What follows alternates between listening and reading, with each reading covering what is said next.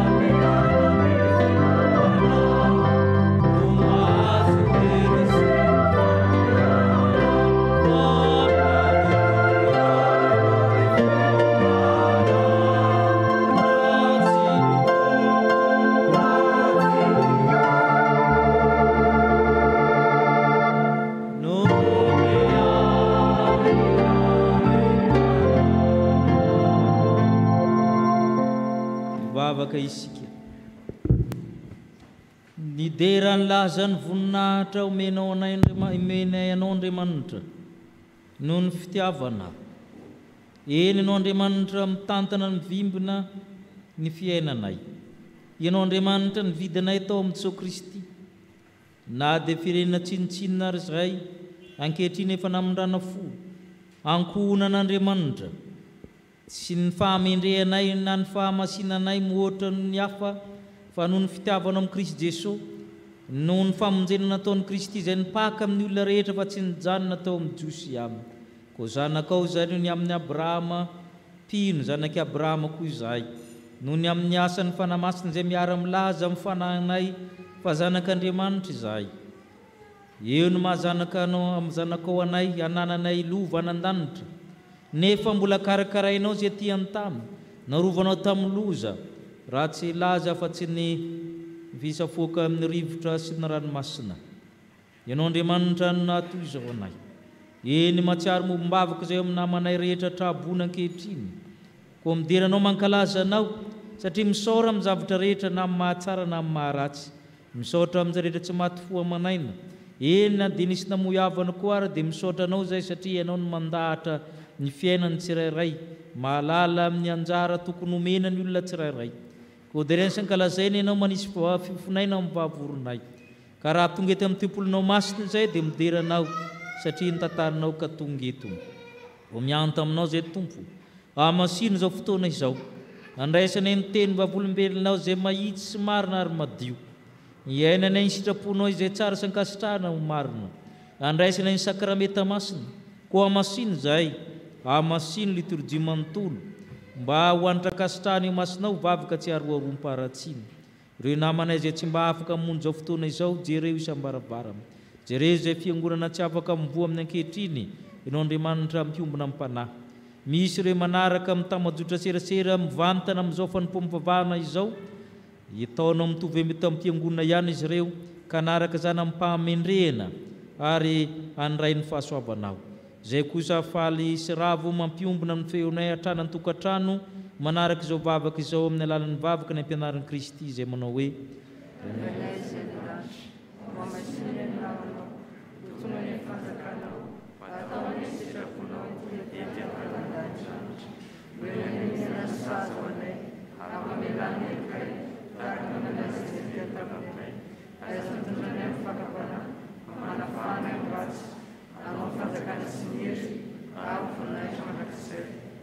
Amen.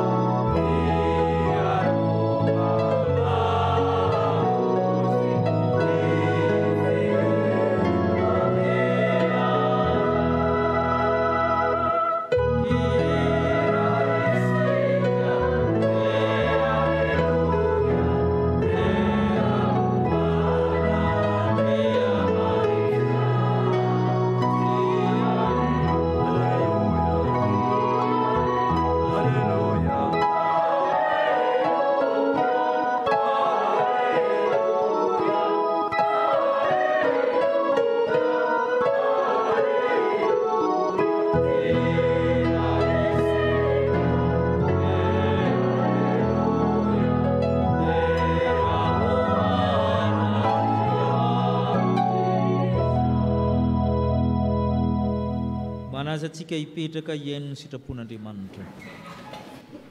Manana ny didiny tokony tandremantsika ny Tompo.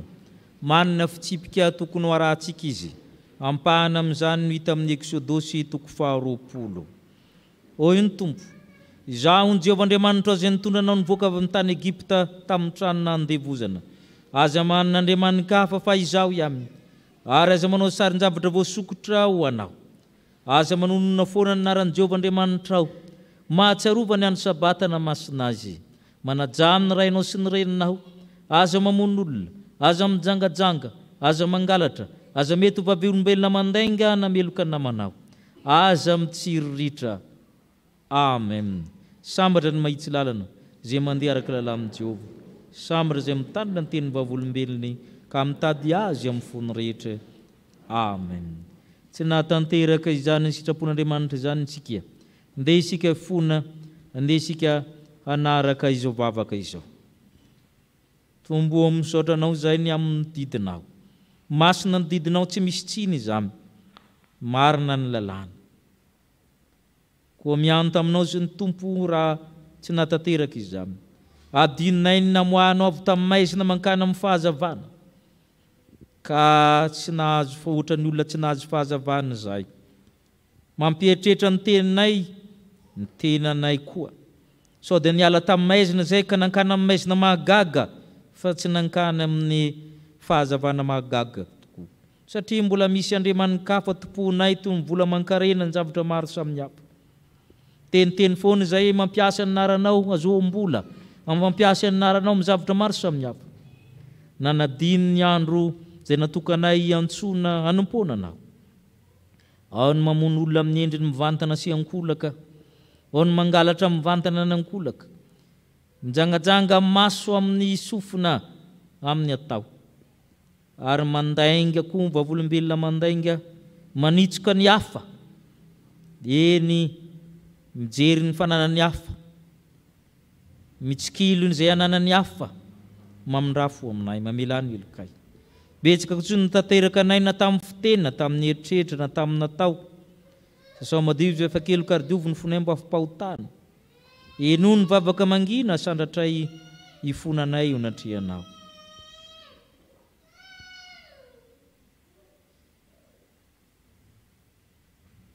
Mariny ianao raha miteny Tompo, tsy manantsina ianao raha mitsara ka manameloka anay. Amono ny fo madio izay Andriamanitra, avao ziorona mariny ny fanahinay mba hitoerany fanahinao. Taminao dia taminao ny nantanay, ary izay efa ratsy teo masinao ny nataonay.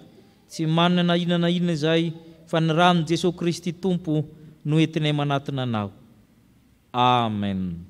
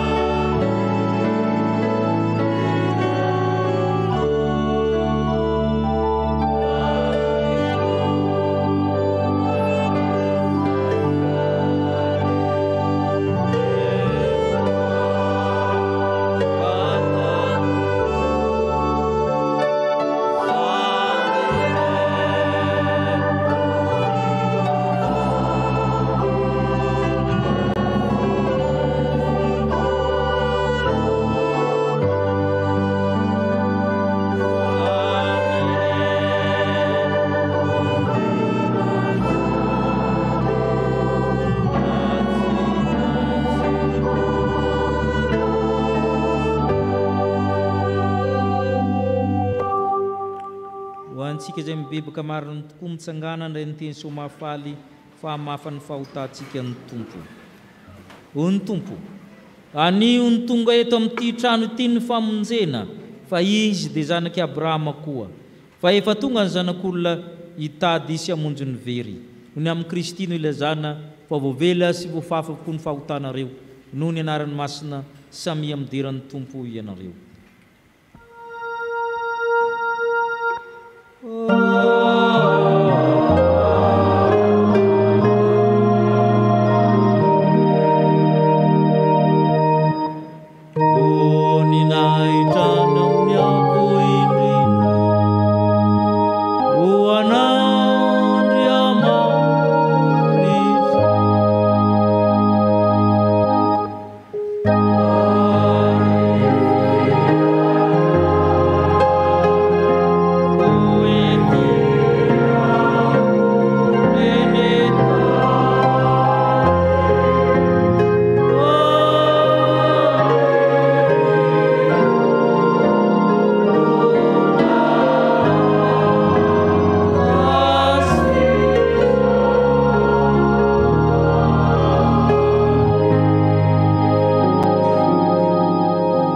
Petraka amin'ny fifaliana isika hiderin'Andriamanitra noho izany famelan-keloka zany, sady omina amin'ny liturjian'ny tenin'Andriamanitra amin'ny hira voalahatra.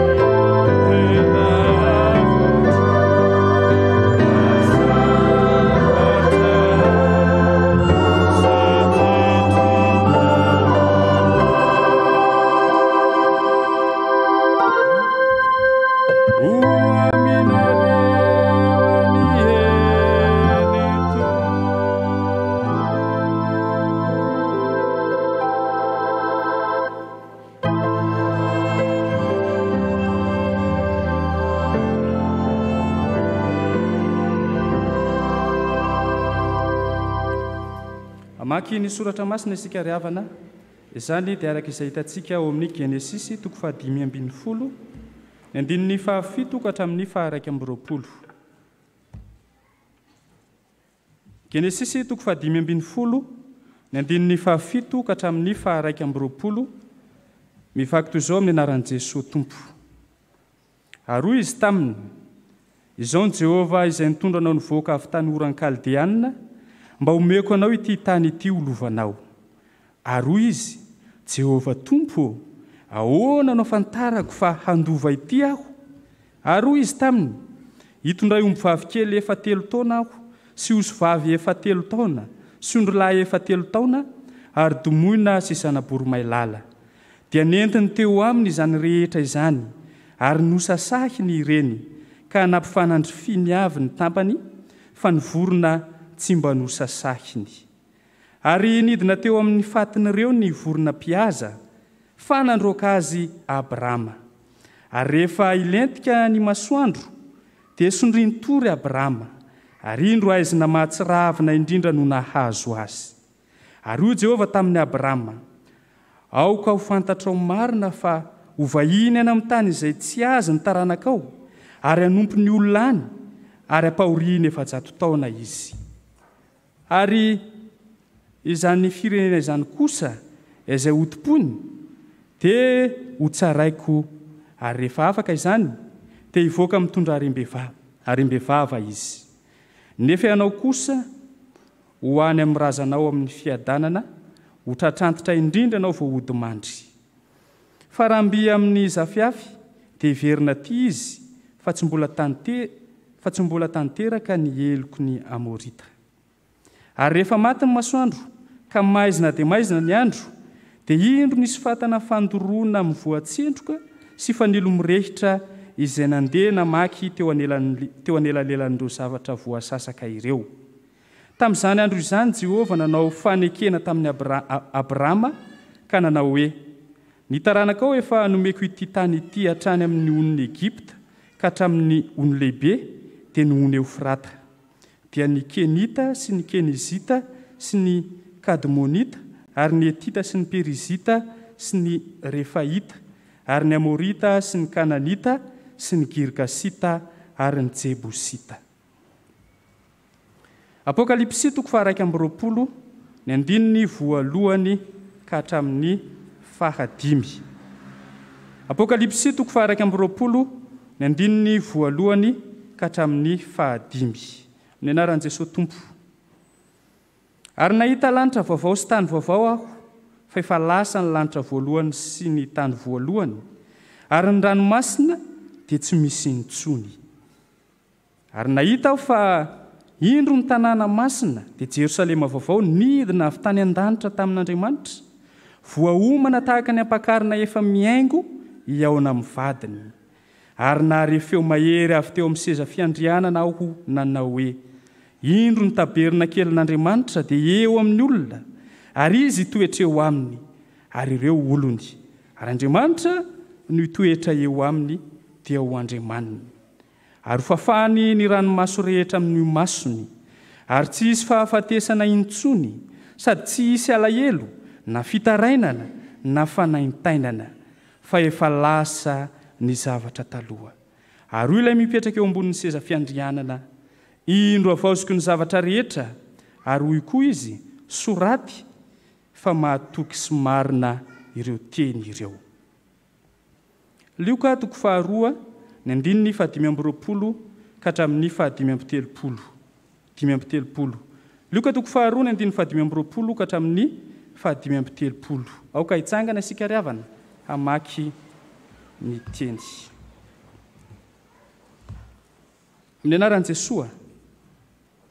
Ary indro nisy lehilahy atao hoe Simeona tao Jerosalema, ary marina sady mpivavaka tsara izany lehilahy izany ka niandry ny fampiononana ny Israely. Ary ny fanahy masina dia tao aminy. Ary rehefa nambara ny fanahy masina taminy, fa tsy ahita fahafatesana izy mandra-pahitany ny Kristy ny Tompo. Ary nety ny fanahy masina niditra tao an-kianjan'ny tempoly izy. Ary rehefa nampidiriny ray aman-dreniny Jesosy zaza mba hanaovany araka ny fomba ny lalàna ny amin'ny zaza, dia nitrotro azy izy ka niderin'Andriamanitra nanao hoe: Tompo, ankehitriny ny mpanomponao dia alefanao amin'ny fiadanana araka ny teninao, fa ny masoko efa nahita ny famonjenao, izay namboarinao teo anatrehan'ny firenena rehetra, dia fahazavana hazava ny firenena sady voninahitry ny Israely olonao. Dia gaga ny ray aman-dreniny no ny teny nilazana azy. Ary Simeona nitsodrano azy ireo ka nanao tamin'ny Maria reniny zaza hoe: indro ity zaza ity no voatendro ho fandavona sy ho fananganana ny maro ao amin'ny Israely, ary ho famantarana ho lavina. Ary ny fanahinao aza dia ho tsatohana sabatra mba aseho ny hevitry ny fo maro. Amen. Ray masino manamasinana amin'ny fahamarinana, enao ny fahamarinana. Amen.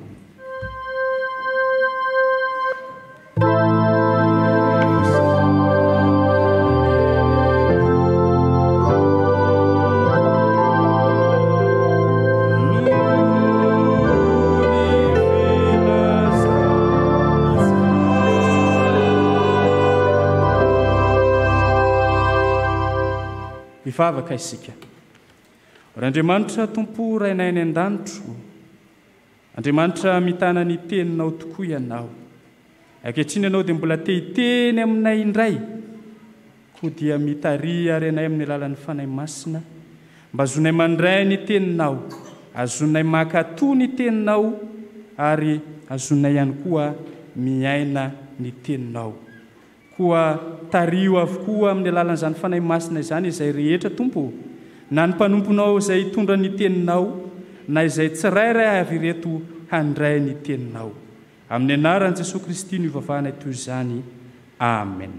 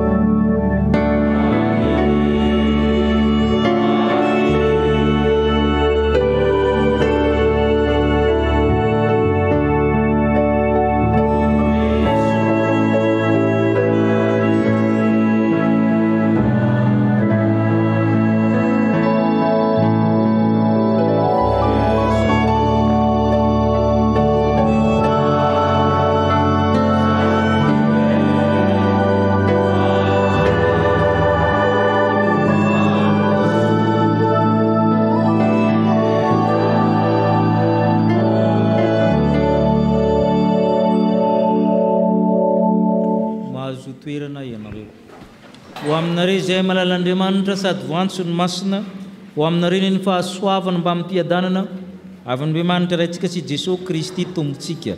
Genesisy 5:10. Milazany amin'ny tantarany Abrahama na Abrahama teo aloha. Ray aman-dreny be ny Israely na patriarika i Abrahama, i Noa, Abrahama, Isaka, Jakoba, dia antsoina hoe patriarika na le razambe na olobe ny Israely zany. Ny mampiavaka ny Abrahama dia zavatra roa: nanaovan'Andriamanitra fanekena izy dia nanaovana ny famorana raha amin'ny testamenta taloha.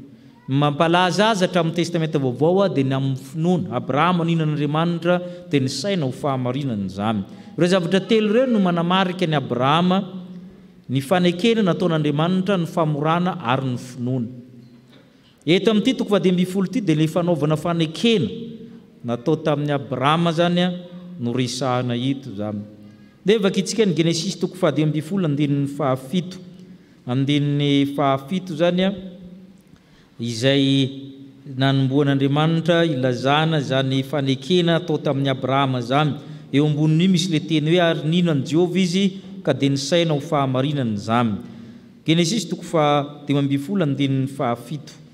Ary izy taminy: izaho ny Jehova izay nitondrana nivoaka avy tamin'ny tany ny oran'ny Kaldiamina, mba omeko anao ty tamin'ity olovanao. Mba omeko anao ty tamin'ity olovanao. Izaho mitondra anao nivoaka avy tany amin'ny oran'ny Kaldiamina. Mitana amin'ny teny ny tompo, teny no resahana eto, teny ny talohan'ny soratra, ny teny ina namafisina ny zavatra rehetra. Ary teny io na dia solotsika zavatra hafa, rehefa mivadika amin'ny tenin'ny olona, mivadika amin'ny soratra koa, mivadika amin'ny fitsarana, mivadika amin'ny rehetrarehetra io, fa amin'ny teny ihany. Fa endriky velany fotsiny hoe asiana rosia, asiana zao, sy ny sisa, fa teny ny antombohan'ny fanekena. Ary izay no akatsika fampianarana eto hoe Andriamanitra manao fanekena. Tana amin'ny teniny izy ny fanekena eto ny resahantsika ny teniny dia ny fanekena. Maro nazo resahana momba ny fanekena ataon'Andriamanitra amin'ny olona, fa zavatra roa ihany resahantsika ny raisina tamin'ny andininy teo hoe izaho mitondra anao. Izaho mitondra anao zany dia nisan'ny teny miverimberina hatramin'ny testamenta taloha ka hatramin'ny testamenta vaovao. dia ny faharoa hoe misy lova tany tsy miova mitanany teny ny tompony manao fanekena mba hitondra ny mino zay ny afatra voalohany hoe manao fanekena mba hitondra ny mino izaho mitondra anao nitondra ny Abrahama izy avy tamin'ny orany Kaldiamina miala amin'ny taninao sy ny havanao dia nandeha Abrahama aza danona fa nodikany teny hoe Hebreo zay lazana ny zanak'Israely dia avy amin'ny teny hoe abara miampita mandeha ka ny mpino zany dia olona mandeha miaraka amin'ny Andriamanitra olona nentin'Andriamanitra tahaka ny Abrahama miara mandeha amin'ny Andriamanitra nisy zava-tsarotra koa nahazo any Abrahama sy ka azo ny fahavalo izy ny fahavalo Lota zanadrehalahy nisy fotoana koa niady izy sy Lota nisy fotoana saika nisy angalatra ny vadiny misy zavatra maro fa Andriamanitra mitondra azy miteny hoe zaho mitondra anao misitraka ny fitiavan'Andriamanitra amin'ny olona entin'Andriamanitra mitarika mitantana mampandeha mitompo nampandeha ny zanak'Israely izy tany anefitra zaho no mitondra anao nampandeha ny zanak'Israely izy nankany Babilôna zaho no mitondra anao Andriamanitra zany le mitondra atsika ndikany hoe mitondra koa dia Andriamanitra manafaka tsy anao ihany entiko Andriamanitra fa ny taranakao avy satria azo taranaka ianao satria Abrahama nieritreritry hoe le olona mpanompo azy ihany mandova azy hoy izy Andriamanitra mahita mikintana ianao isao ny kintana mahisa azy tsy voaisa ho tahaka izaho amin'ny taranakao kanefa taranakao koa izaho mitondra azy ny fitondrana dia midika fanafahana koa vakitsika ny Genesis 5:10 teo andininy fa 7:10 hatramin'ny fa 4:10 dia ny fa 7:10 sy ny 4:10 ary Jehova tamin'ny Abrahama ako fantatra ho marina fa ho vahiny amin'ity tany zay tsy ny taranakao ary nompo olona aminy ary ampahoriana 700 taona izy ary zany firena zany kosa dia ho tokony dia ho tsaraiko ary efa afaka izany ivoaka mitondra rem-behivavy mivoaka hitondra rem-behivavy izy ny janakao ny taranakao ny ray andro any tanteraka tamin'ny andron'ny Jakoba Josefa ivahiny any Egypte dia andevoziny olona 700 taona fa za ndray hitondra azy anafaka azy hitako ny fahorian'ny olona koa any Egypte efa midina azy ao amonjy azy tamin'ny alalan'ny Mosesy mitondra azy ireo fanafahana koa zany natao hoe mitondra ary zay ny mifamahafaho amin'ny fiainan'ny mpino vahiny tahaka ny Abrahama amindeviny ota koa isika dia afahana ireo zanak'Israely ireo nanompo sampy koa natao Egypte zay mahatonga ireo manana ny tongolon'ny Egypte zay mahatonga ny Jesosy miteny hoe ario ny andriamanin-kafa aminareo zay ny tompony razanareo tandafiny ony fa zaho sy ny ankona kosa dia anompan'i Jehova izahay nanompo sampy koa ny zanak'Israely ary rehefa manompo sampy izy dia babo foana babona Siramina babony Babilôniana dia Andriamanitra indray mitondra azy miverina tamin'ny alalan'ny Kirosy Andriamanitra manafaka mitondra mivoaka avy tany Egypta mivoaka amin'ny Babilôna ary zay mahatonga hoe rehefa tokony ao mpandray amin'ny olona dia miteny hoe Andriamanitra zay mitondra anao niala tamin'ny maizina ho amin'ny fahazavana mahagaga ary zay ny fiainan'ny mpino olona nentin'Andriamanitra navotan'Andriamanitra niala tamin'ny fahotana zay raha hoe fanekena vaovao amin'ny ran'i Kristy mba tsaroantsika ve zany hoe Andriamanitra mitondra ny fiainanao zany mitantana anao mitanana ankavanana ary tena tonga amin'ny tanjona anton'Andriamanitra anao ve ianao misy manko ny olona manahirana niala tamin'ny fanompoan-tsampy izy mba tonga aty amin'ny fiangonana fa niditra amin'ny fijangajangana indray izy niala tamin'ny fanompoan-tsampy tonga aty am-piangonana dia niditra amin'ny fangalaram-bola sy ny takan'izany dia manjary tonga amin'le teny tamin'ny vavaka te niala tamin'ny aizina mankany amin'ny aizina mahagaga fa ny olona miala amin'ny maizina mankany amin'ny fahazavana mahagaga ny ova fotsiny le maizina fa lasa maizina mahagaga satria atam-piangonana izy no maizina fa ny olona zany dia olona nentin'Andriamanitra zay mahatonga ny tandremo izy amin'ny Abrahama manao fanekena aminao fa za mitondra anao ny ala ny hoe mitondra zany dia misy sabatra ialana ary zany no tsaroan'ny Simeona amin'ny Lioka 2:2 Simeona dia nampanantenan'Andriamanitra lehilahy marina manana fanahy masina ny andro fampinoana Israely oviana ihany mitondra Andriamanitra hitondra hanafaka hoy fanahy masina hitan'izany ianao fa ho teraka ilay mpamonjy tsy maty mihitsy izy mandra-pahitan'i Jesosy zaza rehefa nentina tao famorana sy ny fomba ny jiosy tao amin'ny tempolo Jesosy dia tonga izy nentin'ny fanahy masina io le zaza izy nanao le teny malaza efa fantatsika tompo ankehitriny ny mpanomponao dia lefa anao fiadanana araka ny teninao fa ny masoko efa nahita ny famonjenao zay ny olona mahatsiaro ny tondra amin'ny tompo famonjena sady entin'ny tompo no hitondrany famonjena ianao koa ataony an'izany entiny ianao amin'ny tanany amin'ny mahazaka ny fitiavana Andriamanitra ny mitondra antsika amin'izany fitahiana isan'andro isan'andro izany tahaka nitondrany Abrahama ka na entiny makaiza na entiny makaiza isika Andriamanitra ny mitondra antsika amin'ny zavatra rehetra manao fanekena mba hitondra ny mino Andriamanitra ary tsy mivadika amin'izany izy fa mitondra antsika hatramy zay mahatonga azy miteny amin'ny Abrahama ianao indray ho tatrantitra ahita ny zafikelinao ny zafiafy ianao nampanantena Andriamanitra fa hitondra ny Abrahama mandra-pizy antitra fa ny faharoa dia izao manao fanekena mba hampandova ny marina hampandova ny mino Andriamanitra mitana amin'ny teniny izy zaho ny Jehovah Andriamanitra ao izay nitondrona nivoaka avy tamin'ny orany Kalediamina mba omeko anao ity tam'ity olovanao Andriamanitra mampandova ny mino voalohany eto dia Abrahama manana tany omeno antsika tsirairay avy Andriamanitra nanao fanekena Andriamanitra marina fa resahana kely le teny hoe fanekena satria valiny fanontaniany Abrahama na ny Abrahama hoy Abrahama ahoana fatarako fa tanteraka izany ndao ary anao fanekena ho Andriamanitra tondra ombola kely tondra osy vavy 3 taona sasahana roa ny olona tamin'izany fotoan'izany rehefa manao fanekena ile hoe manapaka fanekena ny fiantso azy karaty berity amin'ny teny Hebreo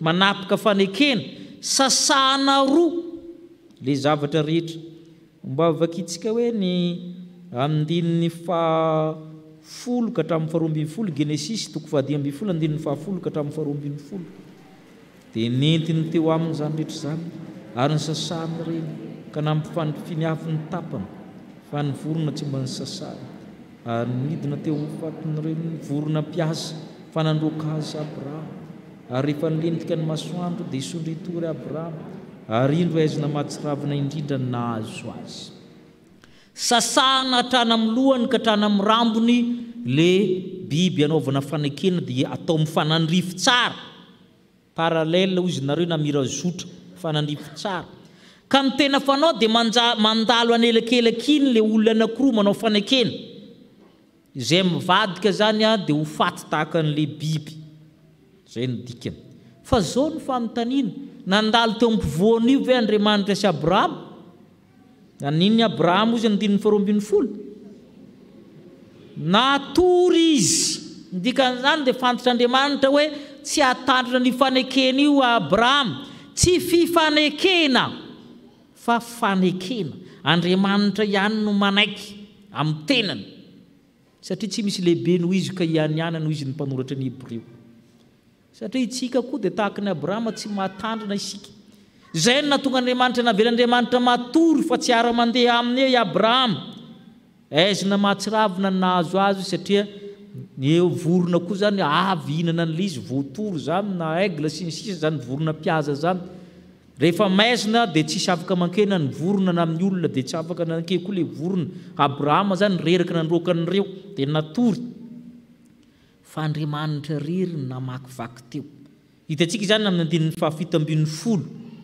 vakitsika andininy 7 ary rehefa maty ny masoandro ka maizina dia maizina ny andro dia ilo nisy fatana mandoro mivoritsetroka sy fanilo mirehitra zay nandeha namaky tena nelan'ireo zavatra voasasaka ireo Andriamanitra rery zany namakivaky teo zay ny hoe fanekena alliance promesse fa tsy fifanekena fa itsika dia tsy matandrina mandrakariva ary fanekena io ny tenenin'ny tompo hoe omeko tany ianao sy ny taranakao andininy 7 vakitsika andininy 7 ihany tamin'ny zany andro zany Jehova nanao fanekena tamin'ny Abraham ka ny taranakao efa nomeko ty tamin'ity hatramin'ny olon'ny Egypta ka hatramin'ny olon'ny lehibe dia ny olon'ny Efraim. Zay Andriamanitra mampandova menany Abraham tia olovay mitaranakao. Ary ny zanak'Israely rehefa maditra dia voaroaka miala amin'ilay lovana. Dia aveo averina ao ray tany Babilôna naveriny Kirosy. Naditra indray dia ny zanahany Romana, ny Grika aloha dia ny zanahany Romana. Sitrak'Andriamanitra nampandova antsika tany ety an-tany ka hatrany an-danitra. Ary zay no manahirina mitory an'izany tamin'ny andron'ny mpanjanantany, satria rehefa manompo sampy ny zanak'Israely dia ngalarin'ny olona foana ny tany na miala tao izy. Ny tany nomen'Andriamanitra izao tontolo izao dia ampy ho an'ny tsirairay, fa ny fiarahamonina no tsy mahay mizara. Ny zava-misy eo amin'ny fiarahamonina no tsy fampizara, dia manjary misy mahazo, misy tsy mahazo, fa sitrak'Andriamanitra ny ahazo ny tany ety. Zany natao hoe théologie de la libération na théologie de post-colonialisme. Fa ny fanjanahantany dia miteny tamin'ny andro taloha tamin'ny toerana sasany, mety tsy teto Madagasikara, fa mitondra mpivavaka izy dia avao alainy le tanin'le olona. Dia avao izy miteny nareo fa manana tany an-danitra fa za mieritreritra le aty nefa alainy ihany le izy. Ka tsy marina zany fa men'Andriamanitra tany ianao ety an-tany dia omeny koa an-danitra, zay ny tena izy. Fa ny fiarahamonina zany no simba mahatonga hoe misy mangalatra tany, misy mahazo, misy tsy mahazo, misy mahazo be loatra, sy ny sisa ahoana ny lalàna momba amin'ny tany, ny fandovana sy ny sisa.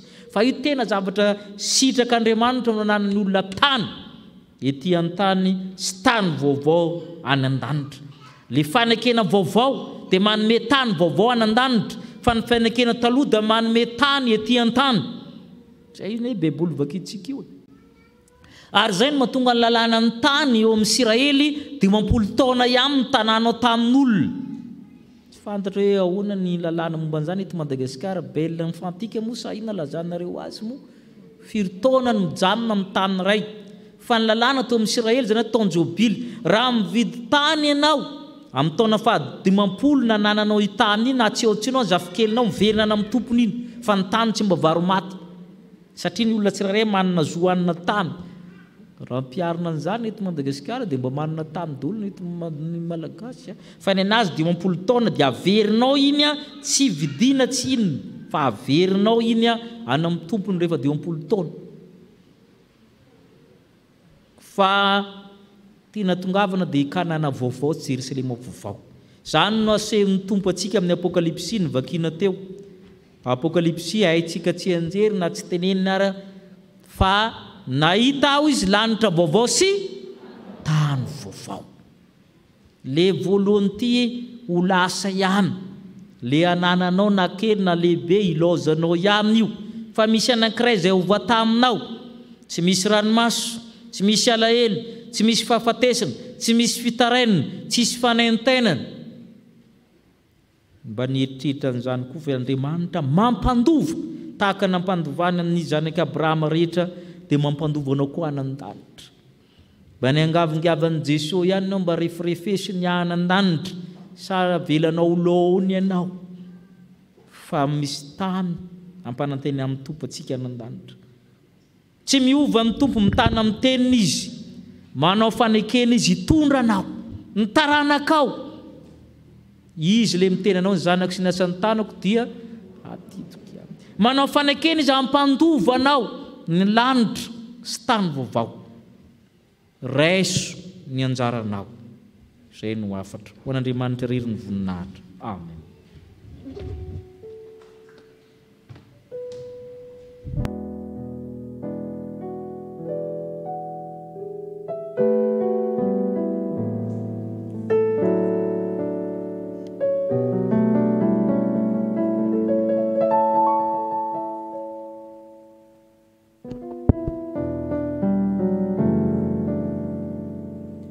Manoloana izany sitrapon'Andriamanitra izany ry havana dia ndetsika rehetra hanavao ny fanoloran-tenantsika ny fivavahantsika amin'Andriamanitra ka hanaraka iombona amin'izao vavaka fangatahana izao. Ivavaka isika. Ry Andriamanitra rainay hoe efa nanao fanekena taminay ianao, ary ankehitriny manavao izany ihany koa ianao amin'ny lalan'ny teny izay nambaranao taminay. Asehonao fa ianao no mitondra sy manafaka anay rehetra, ary izany no mahatonga anay manana fanantenana ankehitriny. Ka na dia betsaka aza ny endriky ny aizina, ny aizim-pito manarona ny firenena, manarona izao tontolo izao, na dia misy aza ny endriky ny fanoherana ny fivavahana aminao Andriamanitra, betsaka ihany koa ny faharavana vokatry ny tranga ara-piaramonina samihafa, ny valana retina, ny rivodoza, dia manana fanantenana izay satria olona nalainao nantsonao avy any amin'ny aizina ho amin'ny fahazavana mahagaga. Nasehonao ary nambaranao taminay ihany koa Andriamanitra noho ny fitiavanao, fa manana lova izay noho ny finoananao Andriamanitra, ka na dia ho levona aza izao tontolo izao, ho levona ny tany sy ny lanitra voalohany, eny hatramin'ny nofonay aza dia ho levona araka ny teninao, fa matoky ary mino kosa izay noho ny amin'izany fanekena avaozonao aminay izany, fa manana ny anjara lova izay tsara lavitra mihoatra noho izay anananay ankehitriny. Ary noho ny amin'ny finoananao Andriamanitra dia efa iainanay sy tazanay sahady izany, koa mangataka izay Andriamanitra ny ampaherezinao ny kristianina tsirairay avy mba ho velony izany finoananao izany. Tompo Andriamanitra rainay, Andriamanitra mitana ny teninao ianao ary mahatanteraka ny fanekenao aminay tsirairay avy ihany koa. Koa indreto izay fiangonanao manavao ny fanoloran-tenanay manoloana izany tsy fiovanao Andriamanitra izany. Noho ny fanavaozana izay ataonao dia miasa aminay mba ho tafatoetra amin'ny fanekenao sy ny sitraponao izay rehetra. Koa ankinay feno ampelantananao Andriamanitra ny asa izay tanterahanay amin'ny alalan'izao fitaizam-panahy misy anay izao. Tahaka izany ihany koa ireo fitaizam-panahy rehetra ho an'ny folo alin-dahatra izay miara-mandeha aminay ankehitriny.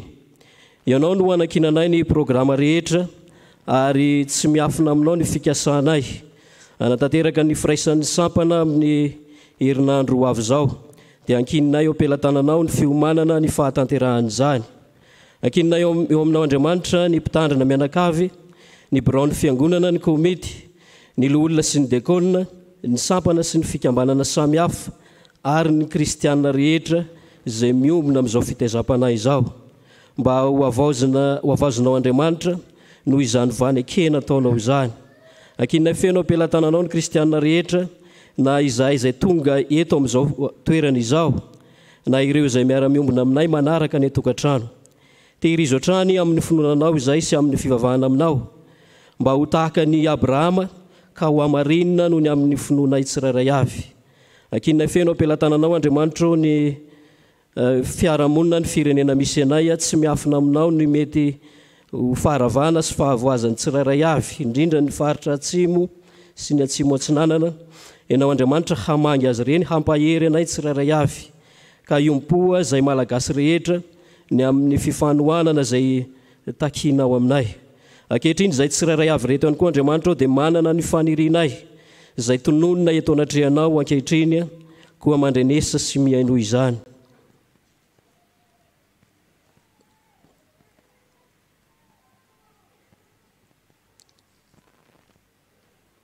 Ry Andriamanitra rainay noho ny amin'ny Jesosy Kristy Tompo sy mpamonjy anay dia zanakao izay rehetra. Ny zanakao sy ny asan'ny tananao dia adidinao hoy ny teninao. Koa apetraka feno ampelantananao ny fiainanay tsirairay avy ny herinandro vaovao izay hodiavinay. Ny vavakay dia ataonay sy angatahanay araka ny habeny famindramponao, ary ataonay amin'ny anaran'i Jesosy Kristy zanakao. Amen. Ny olona izay vita fihavanana no avaozon'Andriamanitra tamin'ny fanekeny dia samy joro vavolombelon'ny finoany, ka ny fanekem-pinoana apôstôlika na ny fanekem-pinoana laharana voalohany no entintsika rehetra manambara ny finoantsika. Hitsangana isika rehetra. Mino an'Andriamanitra ray tsy tompo anao lanitra sy ny tany aho, ary mino an' Jesosy Kristy zanalahy tokana tompontsika izay nitorotoronina tamin'ny fanahy masina, nateraka Maria Virginy, nijaly raha nanapaka Ponto Pilato, nombona tamin'ny hazo fijaliana, matika nalevina, nidina tany amin'ny fiainantsika, nitsangana tamin'ny maty tamin'ny andro fahatelo niakatra ho any an-danitra mipetraka kavanan'Andriamanitra raitsy to avy any meviny tsara mivelona sy ny maty mino ny fanahy masina ny fiangonana masina manerana izao tontolo izao ny fiambonan'ny olona masina ny famelan-keloka ny fitsangana ny tena maty ary ny fiainana mandrakizay amen. Manasantsika rehetra azo toerana riavana. Misy ireo avantsika manolotra ny zanany amin'ny sakramentany batisa ny ravavala me 790 sy ny faharoa dia asaina hiatrika ny alitara masina izy ireo.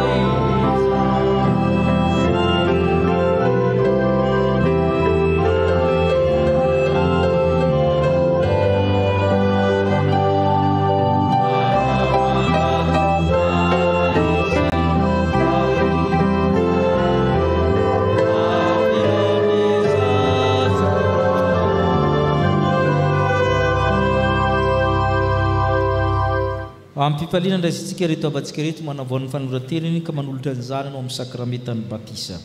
Okaroany itsika ny teny fanorenana izao sakramenta masina izao. Ny tompo efa nomenahy ny fahefana rehetra nandanitra sy ety an-tany ko mandeha ana ianareo dia atao mpianatra fireny rehetra manao batisa azy ho amin'ny anarany ray sy ny zanaka ary ny fanamasina sady mampianatra azy tandrina zay rehetra ny diko anareo ary ino izany momba anareo mandrakariva ambara-pahatonga ny fahataperany izao tontolo izao. Ary ahoriko ny fanekeko amiko saminao mba amin'ny taranaka mandimby anao hatramin'ny taranaka fara mandimby mba ho fanekena mandrakizay mba ho Andriamanitra ao sy taranaka ao mandimby anao ary anao kosa dia ho zanako fa ianareo rehetra dia zanak'Andriamanitra amin'ny finoanan'i Kristy Jesosy fa raha mihinan'i Kristy nareo dia taranak'i Abrahama ka na izy nareo natao batisa ho an'i Kristy dia nitafy an'i Kristy tsy misy tsony na jiosy na grika na andevona tsy andevona lahy na vavy fa iray aminy ianareo ao amin'ny Kristy Jesosy. Noho izany ravana dia misy fanekena ilain'ny fiangonana aminareo ho valianareo araka izay sitraky ny fonareo. Moa manolotra marina ity zazy ity ho Andriamanitra raintsika va ianareo. Ekenareo va nijoro na amin'ny teny na amin'ny asa ho mpanompo Andriamanitra mahatoky ahatonga anareo fianarana ho an'io zazy io amin'ny androm-piainanareo rehetra. Ekenareo va ny antantarany fiangonana amin'io zazy io ny fitaizana rehetra araka ny filazantsara tokony atao aminy. Itomboana amin'ny fahalalana izao fahasoavana lehibe izao anekenan'i Jesosy tompo azo hery izy andany asan'ny satana rehetra. Vonona hivavaka ho azy sy ampianatra azy hivavaka ary ampiditra azy ho isan'ny mpianatra sy kolalady va ianareo. Ekenareo va ny ampianatra azy ny antony izao fanaovana batisa izao ary ezika ka tonga azy mpanefana samin'ny tompo. Mandre ianareo Andriamanitra ao ka nareo todika amin'ny fiangonana hanamafy ampahabe maso izany fanekenareo izany.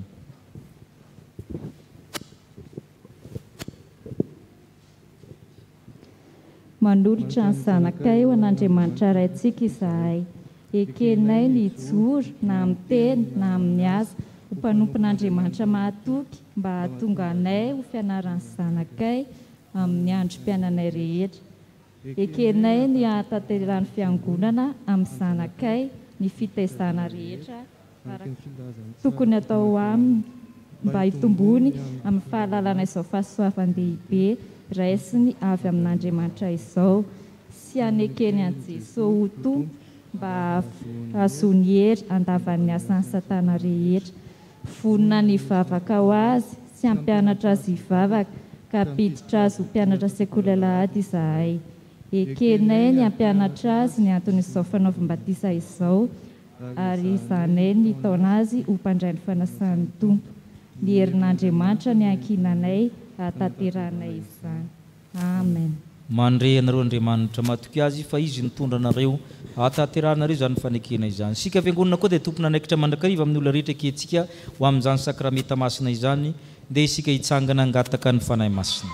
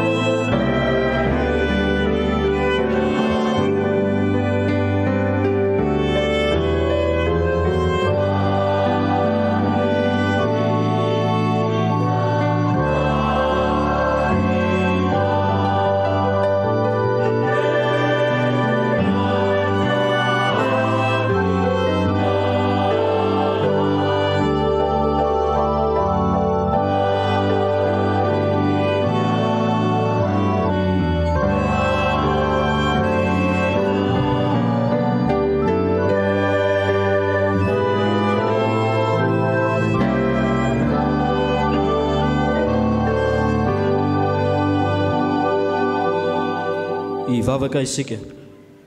Andriamanitra raitsy toa ty dia tianay tokoa ianao ary fitiavanao dia meloma mandrakariva ny fitiavanay ianao. Tsaronay ankehitriny ny didin' Jesosy Kristy tomponay sy ny teny fampanantenana nomeny tamin'ny nandrorenany sakramentany batisa. Andriamanitra mitalao aminao zahay, manatrehanay aoka ny fanainao masina ny mehery ny asa tanterahanay eto ampanaovanay izao batisa izao. Rano mamelombelona ny zavaboary ity ary manasa ny loton'ny nofo mba ho famantarana ny fanadiovana anay ho amin'ny fiainana vaovao ihany koa ao amin'ny Kristiny izao. Ity zaza tao batisa ity anay ho voaray mandrakizay ao amin'ny fanekenao, ampitafiny zanakao izy, ampiray sendrika aminy ny asan'ny fanainao masina izay mitarika azy isan'andro ho amin'ny voninahitra ao mandrakizay. Andriamanitra ho faly misaotra anao ihany koa izay ankehitriny fa tanteraka ny fandrindreto ray aman-dreny reto, miombonainao amin'ny Jesosy Kristy ny zanany ka isan'ny vahoaka ny fanjakan'Andriamanitra. Ny angatanay fiangonana dia nitehirizanao ity zazy ity ambany fahasoavanao ka mba hampaharitra azy hatramin'ny farany amin'ny fivavahana aminao. Ampio ny ray aman-dreny ny mpiantoka azony manatanteraka ny fanekena nataony teo anatrehanao.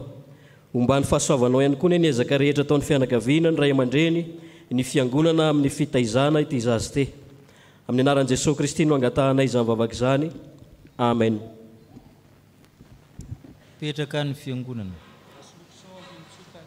Rasolofson ambinitso tahina.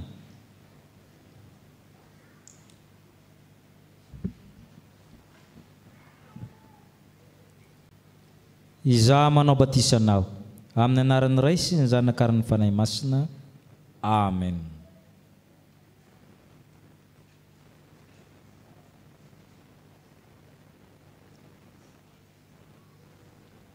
Ony Tompo, anaka aza matahotra. Efa niantso nanaranao efa nanavotra anao ianao. Ino ty zao zaza zao ka ty zao tsara fa zanak'Andriamanitra. Tafiditra ao anatin'ny fanekiny. Ny raha fanampin'ny fahatelo no raitsika Jesosy vaty fehizory isaorantsika ny Tompo. Amen.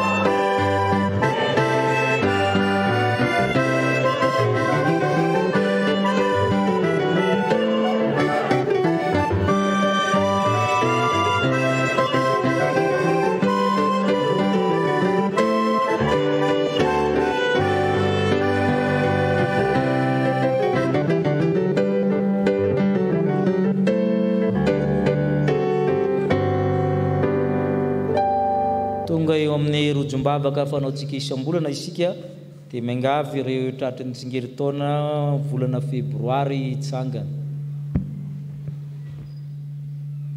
Misy teraka 720 mba tsy angano hoe tanina raha misy.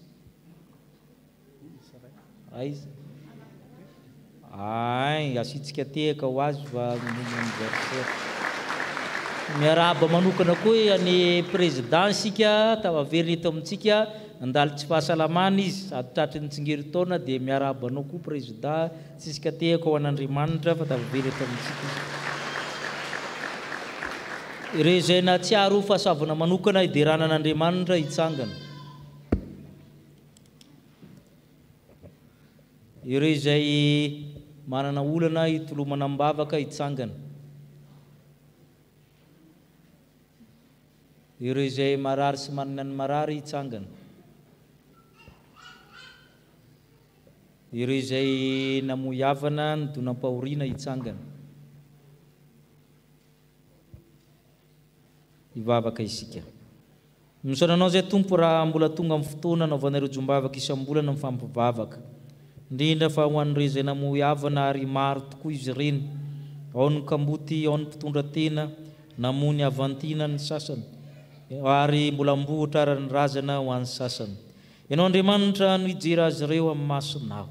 Feno anitra. Andriamanitra ny fampinoana ianao ampionina azy ireo ianao. Iahy ny mpitondra tena sy ny kamboty ianao. Satria ny laozana izy ireny fa ianao no iahy azy. Tanterahanao amin'izy ireny teny fikasahanao. Satria ny teninao rehetra dia teny fikasana avokoa. Ka tsy iahy amin'ny hoavina izy ireo. Ary ny fahatsiarovana rehetra dia ho zary fitsiky sy ei raha matsiaro ny havana nodomandry. Ka soronao ny rahona amin'ny tatao amin'ny tokantramin'izy ireo tsirairay avy. Fa isoloha fifaliana ary ny lamba fisaorana sy ny fanahy reradreraka solohy akanjo siram-piobiana. Ka amin'ny anaranao no ampiononana azy ireo satria fanahy ny fiompinonana rahateo fanahy mahery fa tsy fanahy osa efa nomenao azy ireo. Jesosy Kristy ilay mandresin'ny fahafatesana ny ubanjinin'izy ireo.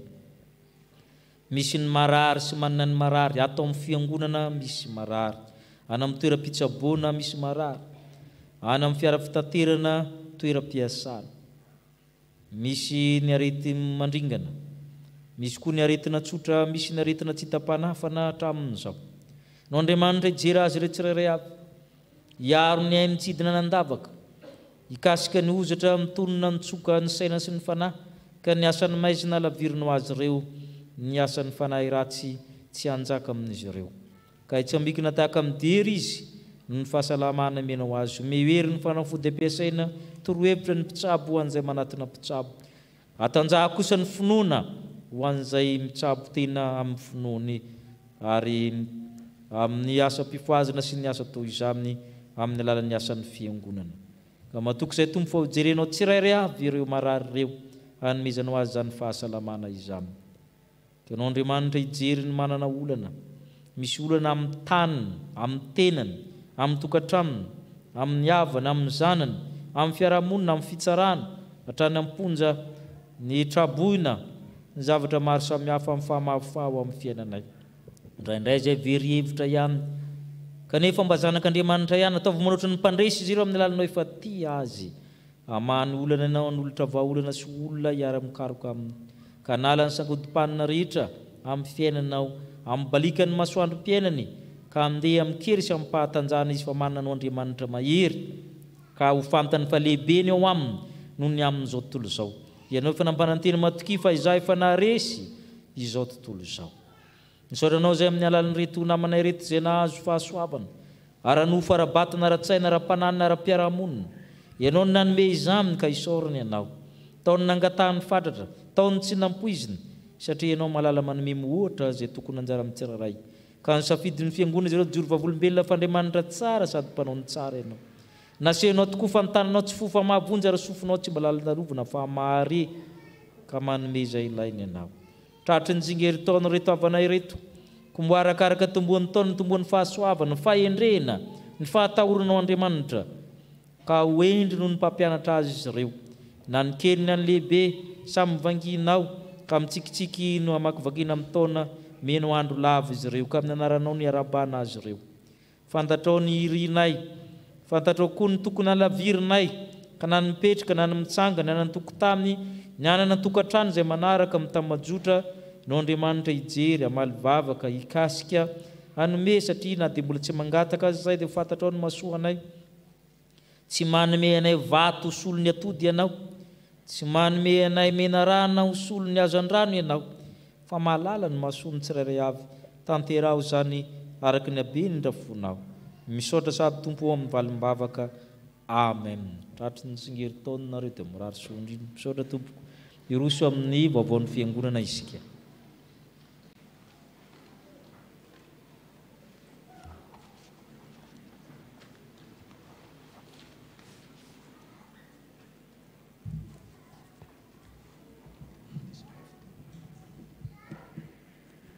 amin'ny anaran'i Kristy lohan'ny fiangonana no iara-banantsika rehetra natratra izao andro anio izao ary dia mifahasoavany sy ny fiadanana ao amintsika tsirairay avy mitana ny teniny ny tompo fa mahalala ny lalana faleko izy raha izahany toetra aho dia hivoaka tahaka ny volamena ny tongotro ny fikitra tamin'ny lalany eny ny lalany no nizorako tsara ka tsy nivily aho ny didiny molony tsy mba ny alako ny tenin'ny vavany no raketiko mihoatra noho ny faniriako Joba 7:20 ka hatramin'ny 12 toy izao indray vaovao ray tamin'izao maraina izao anio no farafisiratana anarana amin'ny firaisan'ny sampana izay atao any Manjakandriana ny asabotsy 12 ny volana febroary ka ny fiaingana eto am-piangonana dia amin'ny 9 sasany maraina ka iangaviana ireo sampana mba ameny anarana any amin'ny tonton edy amora ny fandaminana nanomana sakafo ry zareo any toerana ka jifaina amin'ny vidiny 503 ariary izay vary sy laoka atao anaty barkety ilazana ihany koa ny filohan'ny sampana rehetra mba hamea ireo anaran'ny solotena 2 ho komity lehibe satria efa manomboka ny fivoriana isa-tsampana any amin'ny synodam-paritany mba ahafahan'izy ireo manaraka ny vaovao any amin'izany ka terina ambron sekretary azy izany anarana izany hatramin'ny alahady 17 ny volana febroary alahadin'ny baiboly ny alahady 17 ny volana febroary izay amerenantsika n'ilay valopy izay nozaraina tamintsika ireny ary izay tsy nahazo dia afaka atao amin'ny valopy tsotra fa asiana anarana marobola adresy ary ny ariva manomboka amin'ny 3 ora kosa no fiarahan'ny vavaka ao amin'ny ekaran'i Jesosy zazakely ao Isotry ny alarobia 7 ny volana febroary dia fifampiarabana natratra ny taona eo amin'ny sampana katolika sy ny protestanta izay manomboka amin'ny 5 ora hariva izay anasana ny mpitandrina ny braon fiangonana ny filohan'ny tarika 3 ombambady ny alarobia 7 ny volana febroary ihany koa manomboka amin'ny 9 ora sasany hariva ny fivorian'ny mpitandrina amin'ny vady ny braon fiangonana ny brao sy ny komity ny 25 fanasana ho an'ny atokopihira antsany 10 alin-da na dia isy arivo aza lavo eo anilanao sy 2 alina eo ankavananao dia tsy hiatra aminao izany salamo 1:7 ryavana ho aminareo ny fahasoavana sy ny fiadanana avy amin'Andriamanitra ray sy Jesosy Kristy tompontsika fifaliana ao anay korala antso sy famonjeny avy eto amin'ny fitezapana protestanta ho an'ny 10 alin-da Ivato chapelle militaire Bani no manasarareo amin'ny fanompoam-pivavahana amin'ny endrika antsapana izay atao amin'ny chapelle ihany ny alahady 9 ny volana martsa manomboka amin'ny 2 ora sasany tsy diso ho fisaorana an'Andriamanitra no nahatratrarantsika ny taona 2022 sy ho fifampiarabantsika ihany koa amin'izao taona vaovao izao ary fangatahana amin'Andriamanitra ny fitahihany sy ny fahasoavany ary ny fiarovany eo mpamakivakiana ity taona ity koa mangataka hira telo avy aminareo izahay amin'izany ho fiderana an'Andriamanitra. Sitraka sy fifaliana ho anay ny fahatongavanareo ho voninahitr'Andriamanitra. Mametraka amin'ny veloma finaritra ho anareo izahay amin'ny anaran'ny Tompo. Ajaina amin'ny fipetraram-pahasalamana ary vavaorona elanelana ray metatra. Vaovao avy amin'ny sampana VFL. Faly miarabantsika mpiara-mivavaka na tratra ny androany. Apatsahivina ireo zokiolona izay tsy mbola nandray ny solom-body akoho mba hanatona ny madamy Nina ao amin'ny sampana rehefa mirava ny fampom-pivavahana. Ny alahady 17 ny volana febroary izao no fotoana hiarahantsika amin'ny RFA anatanterahana ny famelabelara-kevitra hoe inona no ataoko ikolokoloko ny fitiavako, izay ho tanterahan'ny mpitandrina eto an-toerana ary anasana ny mpivady rehetra, ireo vao nanoro-tokantrano ary ny tanora manam-pikasana amin'izany sy ny kristianina rehetra manomboka mirohora sasany ny fotoana ko atongava maro. Rakim-pisaorana. Aza matahotra ianao fa mombanao ao ary aza merikerika foana fa izao no Andriamanitra ao. Mampahery anao ao sady mamonjy anao, eny tatana anao amin'ny tanana ankavanana amin'ny fahamarinako ao. Misaotra an'Andriamanitra no ny fitantanana sy ny fitahiany ka nivoaka soamantsara ny hopitaly sy ny fahasitranana. Rakim-pisaorana atolotra ho an'ny mpitandrina Rakotomanga Mikaela, mpitandrina mpanampy ary ny fiangonana. Misaorana Jehovah ry fanahyko ary izay rehetra atao anatiko misaorana anaran'ny masina. Misaorana Jehovah ry fanahyko ary asa misy adinoinao fitahiany rehetra, izay mamela ny helikao rehetra, izay manasitrana ny aretinao rehetra, izay manavitra ny ainao tsy hidina ny andavaka, izay manarona famindra-po sy fiantrananao, izay mahavoky soa ny vavanao, ny fahatanoranao modindray toy ny an'ny voromahery. Rakim-pisaorana atolotra ho an'ny fiangonana.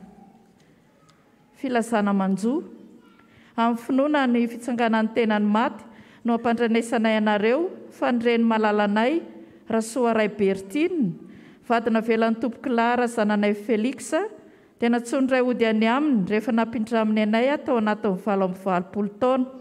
Hoy ny zanany Pasteur Randrena Soul Marcel Dede sy Pasteur Razananaivo Isabelle mivady sy ny zanaka aman-jafiny ary ireo ray tapo aminy, ny zafiny, zafikeliny, zafindoaliny, zafikitrokeliny sy ny fianakaviana manontolo. Ny razana moa dia voalevina ny alarobia 2 volana febroary teny amin'ny fasan-drazany teny Ambohipanja Ilafy. Fisaorana, fiadanana. Rakotonay vidiko mianakavy, ny mpiray tapo aminy, ny fianakaviana manontolo dia maneho fisaorana sy fankasitrahana ny ray aman-dreny mpitandrina Rakotomanga Mikaela mianakavy, ny mpitandrina amin'ny Zadrara, ny Bron fiangonana, fikambanan'ny olona sy ny diakonina, ny sampana velona rehetra eto amin'ny fiangonana, ny mpianakavy ny finoana rehetra, nampahery anay ny fampitondra izay mavesatra taminay. Andriamanitra manakare-pahasoavana ny hamaly fitianareo ary ombanareo na mivoaka namiditra ny tokantranonareo ianareo. Mirary ny fiadanan'ny Tompo aminareo tsirairay avy, makasitraka indrindra tompoko ary namela fararakitra izy ireo. Dia rehefa mirava ny fanompoam-pivavahana no anatanterantsika ny famangina azy ireo. Izay indray vaovao voaray tamin'izao maraina izao, voninahitra ao an'Andriamanitra ireriany.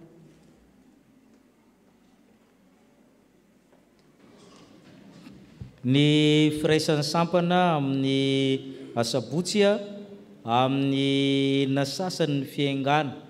Misy sakafo amidy ihany tahaka ny mahazatra dia tsy mitondrotsika fa misy sakafo isan-karazany ihany zany amidin'izy ireo.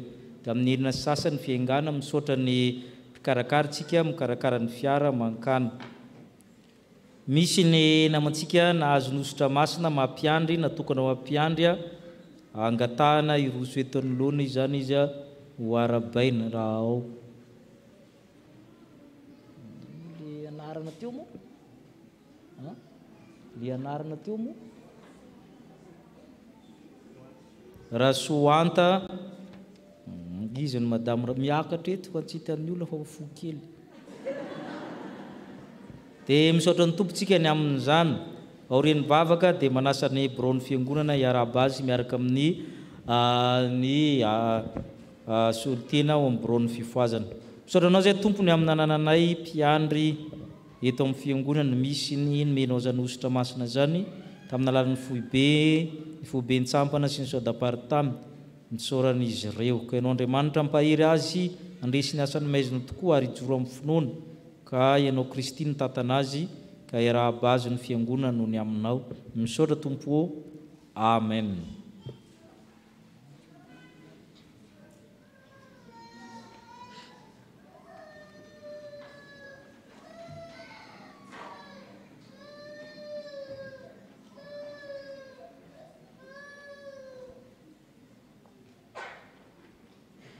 Ny vadin'ny mpitandrina rehetra tonga iarahaba azy koa.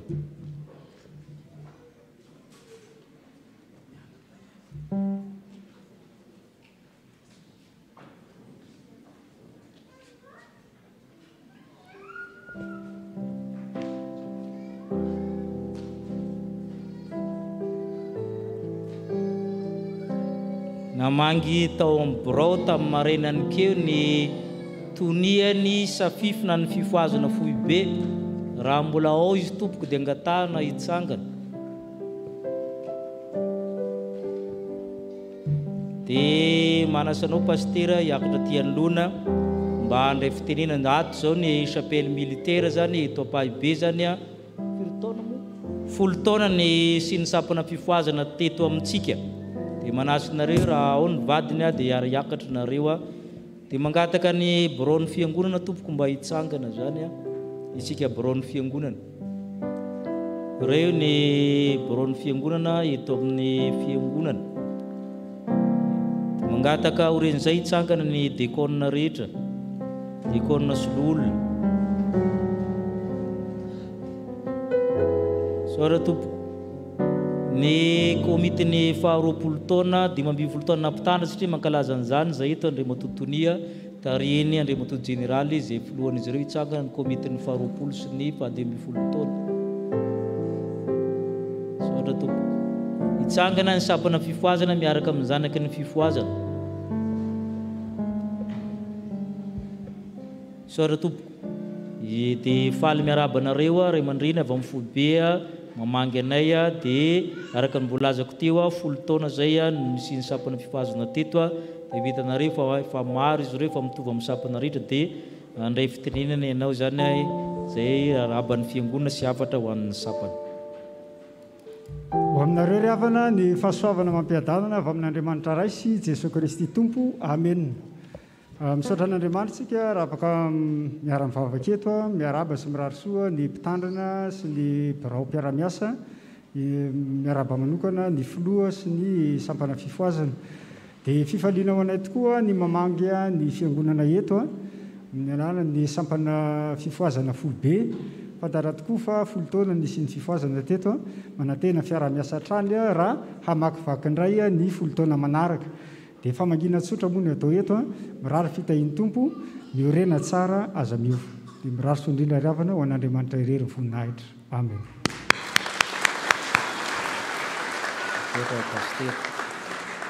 Araka ny fantatsika le tonian'ny fifoazana foibe manko lasa ny tonian'ny departementan'ny fiangonana dia zay mahatonga izy indray zany toniantsika ao amin'ny fifoazana foibe dia mivavaka nareo hatrany ny fiangonana. Misaotra tompo iroso amin'ny rakitra isika eo nantokopira hira ao anatin'izany dekôna andamina ny momban'izany misy ny fanasan'ny tompo asaina itsika mpanefasan'ny tompo rehetra hijamina oren'ny fotoana mba hiaraka ndray ny fanasan'ny tompo.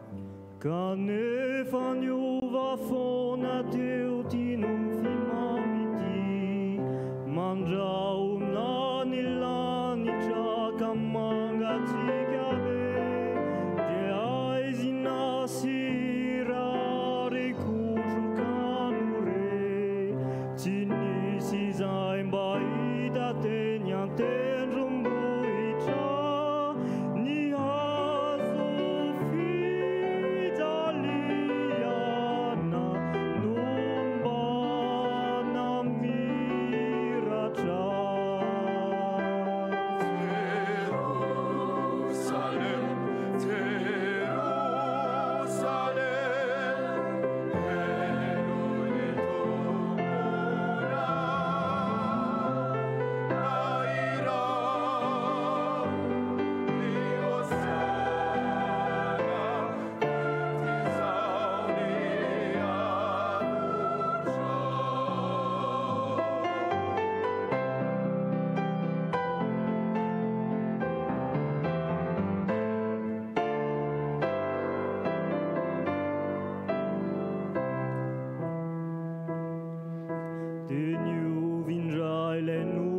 Teo kalanitra vaovao sy tany vaovao no indro hitako, tanànam-piadanana namiratra madio, mangano ano sady ho didinindrano be.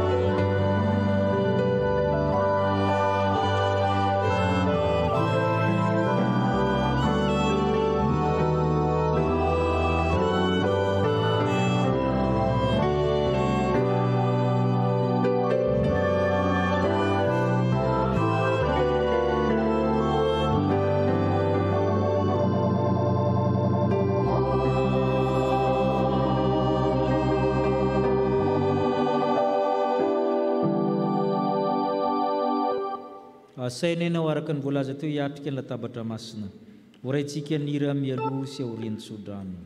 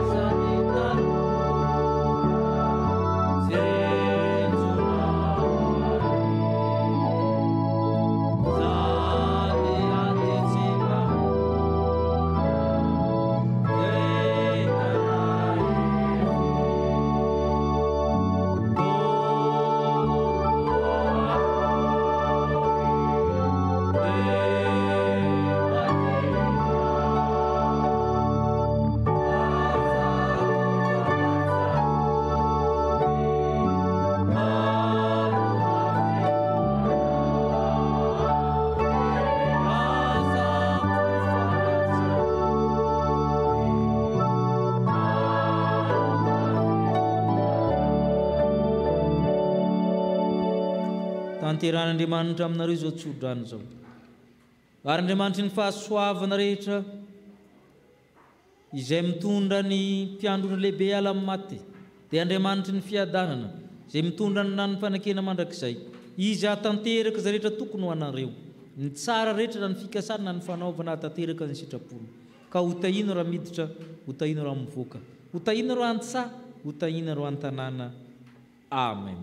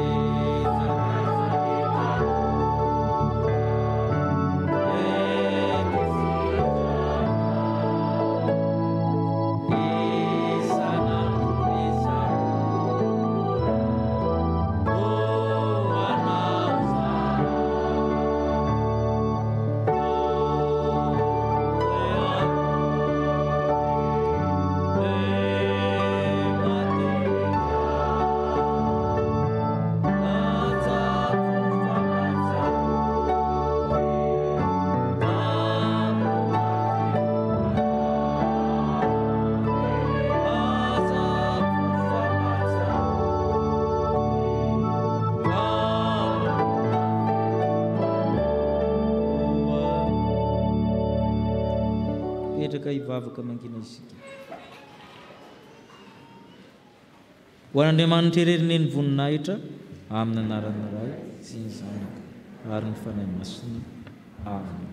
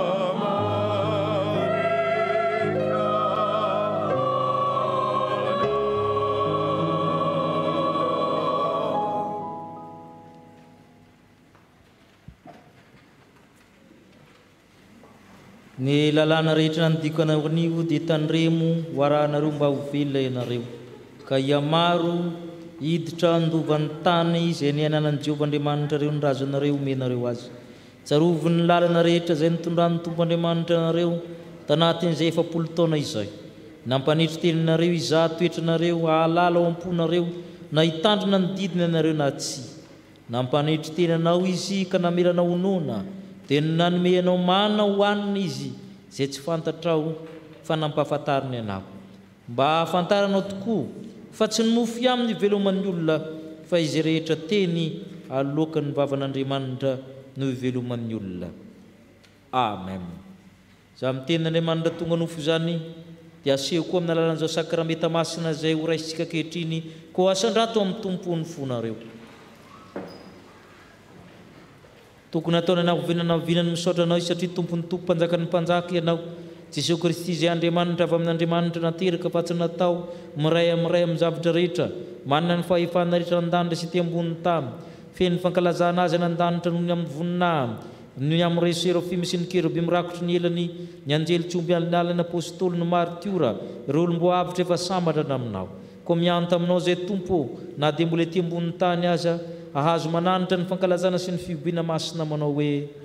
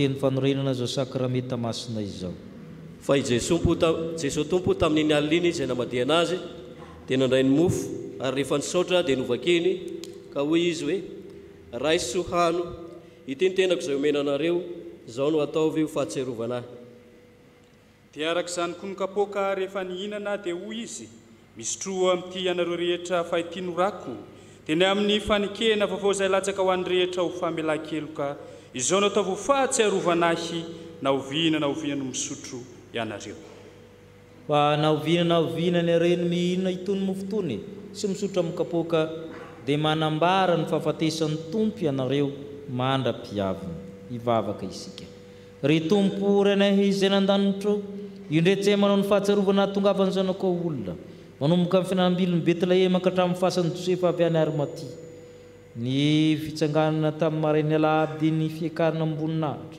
izy dia mifona mandrakizay ho anay ny kavanany ray ary tsy misy masaraka ny amin'ny fitiavan'Andriamanitra amin'ny Kristy Jesosy koa mitala aminao zahay io mba fenony voninahitra ny fanaty-pisaoranay ta io tanteraka sakramenta masina zao endry Kristy le tokona Kristy le tanteraka Kristy le naterina ny ray mandeha monjanay teo amin'ny azo fijaliana ry tompo ray anan-danitro oka hiaso aminay ny fanana masina le fanahy mahary mamelona manamasina fanahy ny fahamarinana izay tsy hitan'izao tontolo izao tsy azo raisiny nafantany satria tsy hitany nafantany fa izay no mahafantatra azy satria mitoetra tarantinay izy izany fanahy iza amin'ny meo anay ahatsarovana marina tokoa tafaray amin'ny nofo amandrany Kristy rehefa miombona mofo sy divay izahay ny anta aminao izay ry fanahy masina ry fanahy Kristy amasin'ny mofo manambara amin'ny tenan'i Kristy amasin'ny toraka iza amin'ny divay manamarana ny Kristy fa nao Andriamanitra kosa tanteraka amin'ny teny zanako malalanao satria amin'ny alalan'ny Kristy sy miaraka amin'ny Kristy ho aminao Andriamanitra raitsy tokoa mba mifiraisina amin'ny fanahy masina ny laza sy ny voninahitra rehetra mandrakizay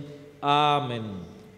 Ny mofo izay vakentsika dia firaisana amin'ny tenan'i Jesosy Kristy tompontsika satria iray ihany mofo dia isika koa na dia maro aza dia tena iray ihany isika satria isika rehetra dia samy mandray amin'izany mofo iray izany avokoa ny kapoky ny fisaorana izay saorantsika dia firaisana amin'ny rano Jesosy Kristy tompontsika ny rano fanekena vaovao izay nalatsaka ho antsika hoe Jesosy Kristy tompo andeha fehefavoatra avokoa zao ny zavatra rehetra.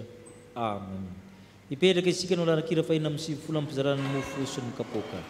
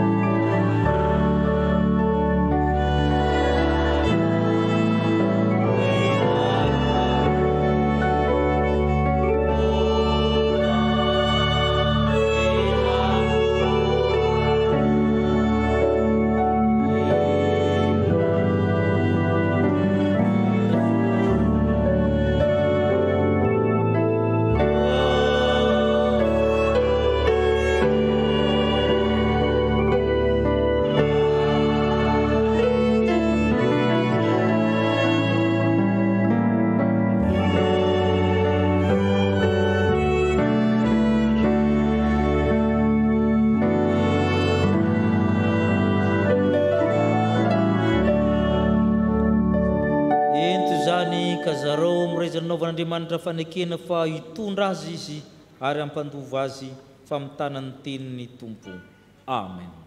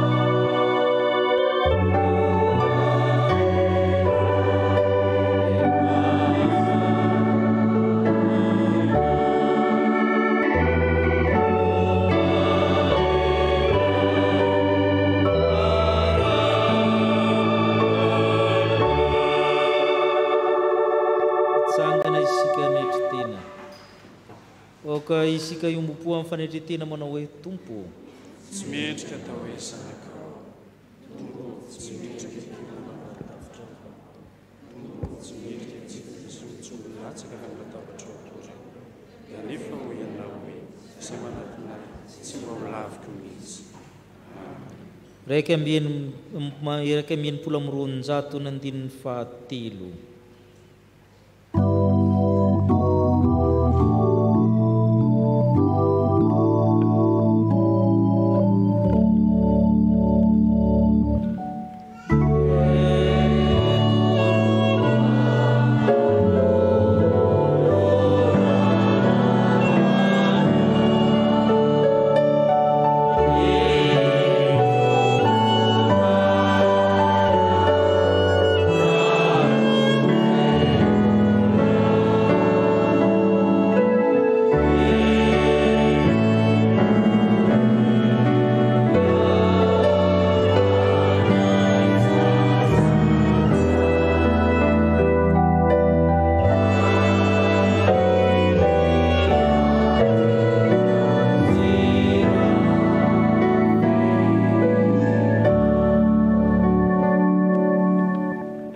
Jesosy Kristy ilay manavao ny fanekeny amintsika mba hitorany antsika manao hoe raiso hano ity ny tenako izao no ataovy ho fahatserovana ahy.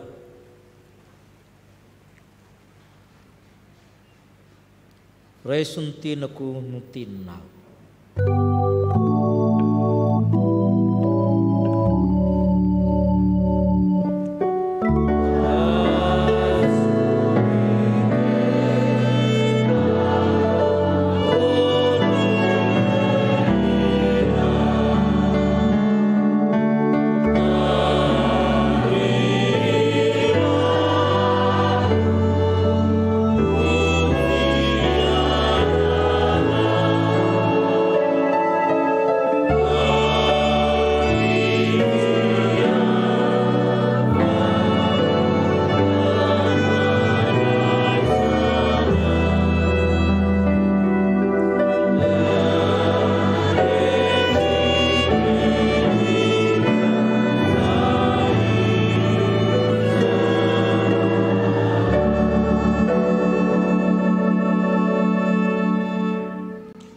Jesosy Kristy ilay manavao ny fanekena mba hampandovantsika hoe sotroanareo rehetra ity fa ity norako dia ny amin'ny fanekena vaovao izay alatsaka ho an'ny maro famelan-keloka izao no ataovy ho fahatsiarovana na oviana no misotro ianareo.